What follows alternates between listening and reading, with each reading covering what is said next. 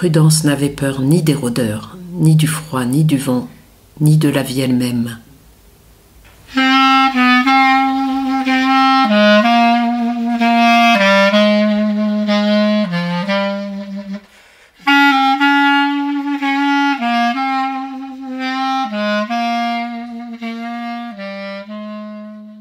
La revue Rue Saint-Ambroise et l'association Rue du Conservatoire vous proposent Les temps de solitude de Françoise Sagan.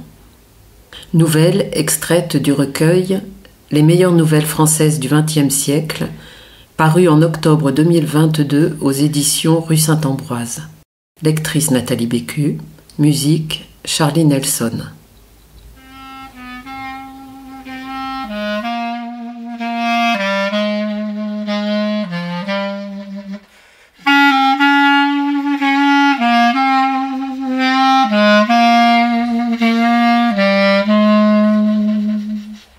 Prudence. C'était son prénom, hélas, et il lui allait au demeurant fort mal. Prudence Delvaux avait arrêté sa voiture dans une allée forestière, près de Trappes, et elle marchait nonchalamment, au hasard, dans le vent humide et glacé de novembre. Il était 5 heures et la nuit tombait. C'était une heure triste, dans un mois triste, dans un paysage triste, mais elle s'y flottait quand même et de temps en temps se baissait pour ramasser un marron ou une feuille rousse dont la couleur lui plaisait. Et elle se demandait avec une sorte d'ironie ce qu'elle faisait là, et pourquoi, en rentrant d'un week-end charmant, chez des amis charmants, avec son amant charmant, elle s'était sentie le besoin subit et presque irrésistible d'arrêter sa Fiat et de partir à pied dans cet automne déchirant et roux, et de succomber tout à coup à l'envie d'être seule et de marcher. Elle portait un manteau en laudène fort élégant, de la couleur des feuilles. Elle avait un foulard de soie, elle avait 30 ans, et des bottes bien équilibrées qui lui permettaient de trouver un vrai plaisir à sa propre démarche. Un corbeau traversa le ciel dans un cri rauque, et aussitôt une bande d'amis corbeaux le rejoignit et sembla déborder l'horizon. Et bizarrement, ce cri, pourtant bien connu, et ce vol lui firent battre le cœur comme sous l'impulsion d'une terreur injustifiée. Prudence n'avait peur ni des rôdeurs, ni du froid, ni du vent, ni de la vie elle-même. Ses amis s'esclaffaient même en prononçant son prénom. Ils disaient que ce prénom était, par rapport à son existence, un pur paradoxe. Seulement, elle détestait ce qu'elle ne comprenait pas, et c'était sans doute la seule chose qui lui fasse peur. Ne pas comprendre ce qui lui arrivait. Et là, elle dut soudain s'arrêter pour reprendre son souffle. Ce paysage ressemblait à un Bruegel. Et elle aimait Bruegel.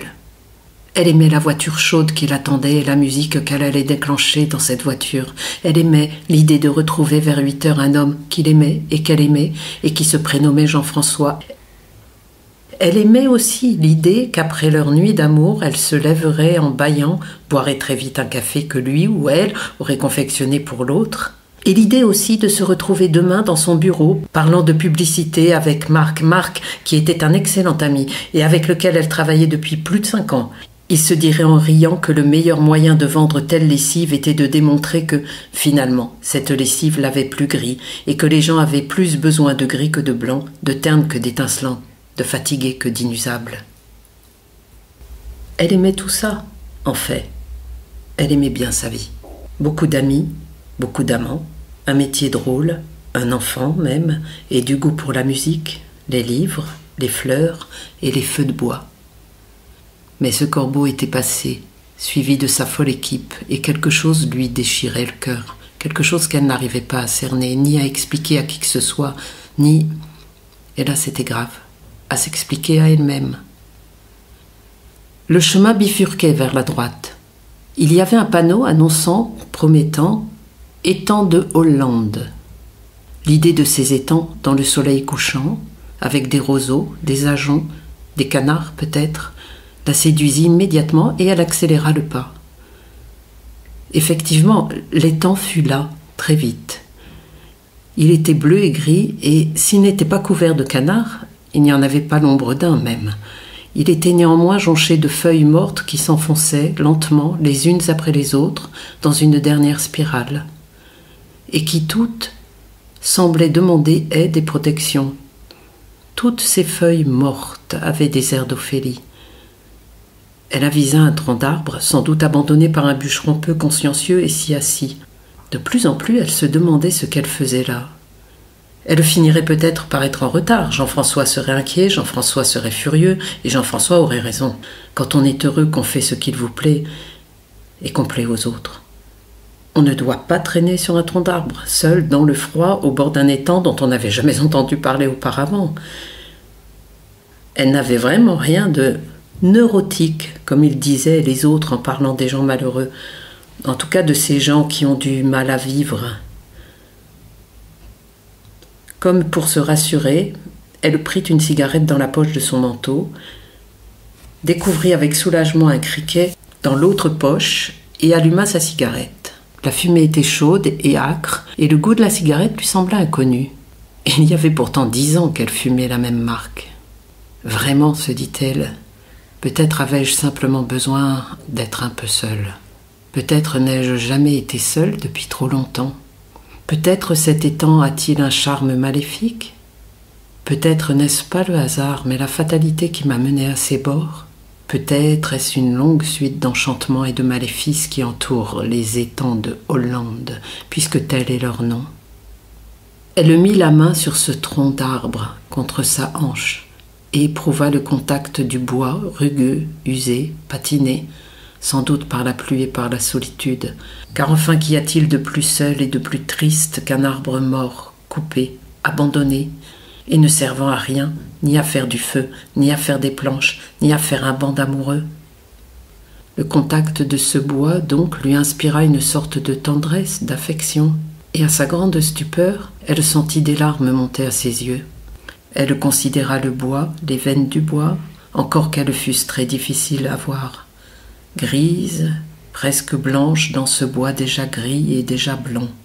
Semblable, se dit-elle, aux veines des vieillards. On n'y voit pas le sang couler, on sait qu'il y coule, mais on ne l'entend pas et on ne le voit pas. Et pour cet arbre, c'était presque pareil. La sève n'était plus là. La sève, l'impulsion, la fièvre, l'envie de faire des bêtises, de faire l'amour, de faire des travaux, d'agir, quoi. Toutes ces idées lui passaient par la tête à une vitesse extravagante, et à la fois résignée, elle ne savait plus très bien qui elle était. Elle avait brusquement une idée d'elle-même, elle qui ne se voyait jamais, qui ne cherchait même jamais à se voir, elle que la vie comblait. Elle se voyait brusquement comme une femme dans un manteau de Lodène, fumant une cigarette sur un tronc d'arbre mort au bord d'un étang d'eau croupie.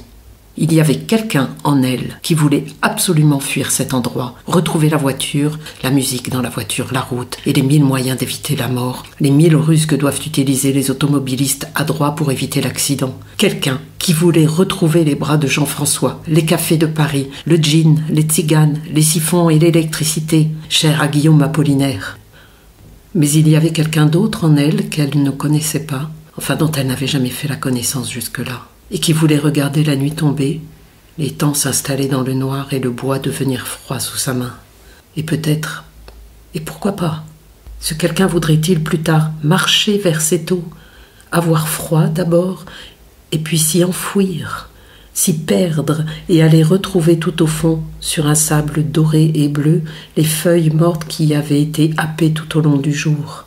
Et là, allongé sur ces feuilles, entouré de poissons fous et tendres, ce quelqu'un serait enfin parfaitement à l'aise. Retourner au berceau, retourner à la vraie vie, c'est-à-dire à la mort.